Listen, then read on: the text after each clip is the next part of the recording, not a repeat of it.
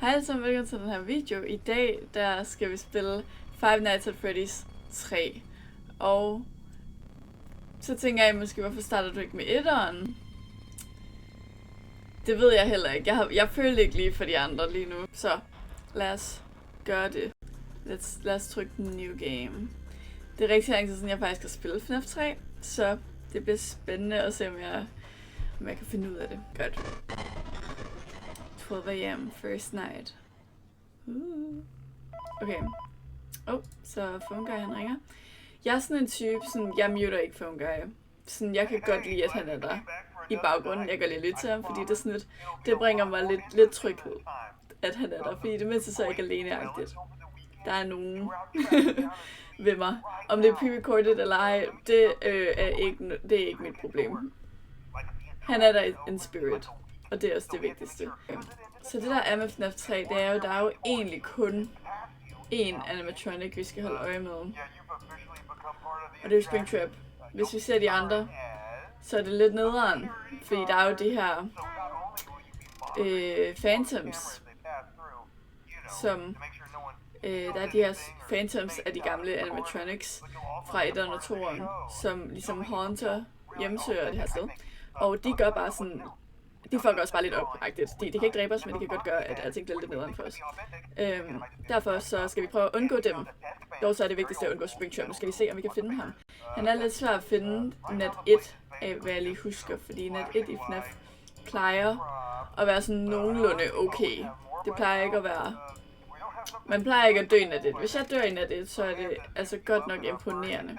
Så har vi også den her lille iPad-ting. I kender den nok godt fra FNAF 3.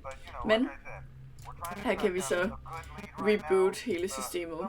Det, som er rigtig dejligt ved FNAF 3, det er, at vi har ikke batterier. Der er ikke nogen Balloon Boy, der kan stjæle vores batterier. Så jeg kan bruge iPad'en, eller jeg kan bruge kameraerne så meget, jeg har lyst til. Og det er super dejligt. Jeg kan se, at det er allerede 3 a.m. Hold da, Phone Guy, han har snakket i 2 timer nu. Det er 3 timer. Jeg kan ikke tælle. Han har allerede snakket i 3 timer. Det er godt nok... ja, han er godt nok snaksalig i dag. Og der har ikke været noget tegn af Springtrap. Så jeg vil faktisk sige, at min første dag på jobbet, den går ret godt indtil videre. Tror jeg, at hvis I fik muligheden for at arbejde sådan et Five Nights at Freddy's sted, vil I så tage jobbet? Nå, okay, nu smuttede han simpelthen Phone Guy. Så nu er vi helt alene de sidste 2 timer af vores første nat. Jeg tror... vil jeg tage det?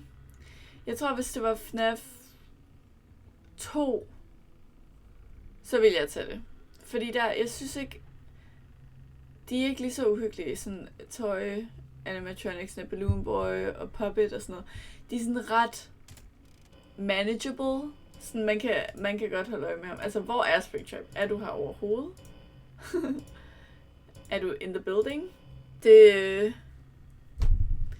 Jeg tror, hvis det var FNAF 2, havde jeg sagt ja. FNAF 3, jeg ved ikke lige, hvor meget jeg har lyst til, at William Afton skal jagte mig. Det tror jeg ikke lige er the vibe, jeg lige går efter. Jeg ved godt, nu har jeg jo sabbatår, så sådan... Jeg tager de penge, jeg kan få-agtigt, men... jeg ved ikke lige, om det vil være det her. Jeg vil nok prøve det. Hvis det var sådan... Oh my god! Yay! Okay. Hvis det var sådan... Night 1, så havde jeg gjort det. Okay, er der minigame? Jeg kan honestly ikke huske. Okay. Det er det gode minigame. Jeg elsker det minigame. Jeg kan honestly ikke huske så meget fra FNAF 3. Altså selve gameplayet eller slutningen. Så, vi må se. Oh my god. Follow me. Then you'll see. Follow. Et fun fact om mig, det er, at jeg er det største Five Nights at Freddy's barn nogensinde. Og det har jeg bare været lige siden 2014-15-agtigt. Hvorfor er der bare rotter? Error. Okay, vi må ikke gå den vej. Må vi gå op nu? Nej. Okay, så lad os gå ned.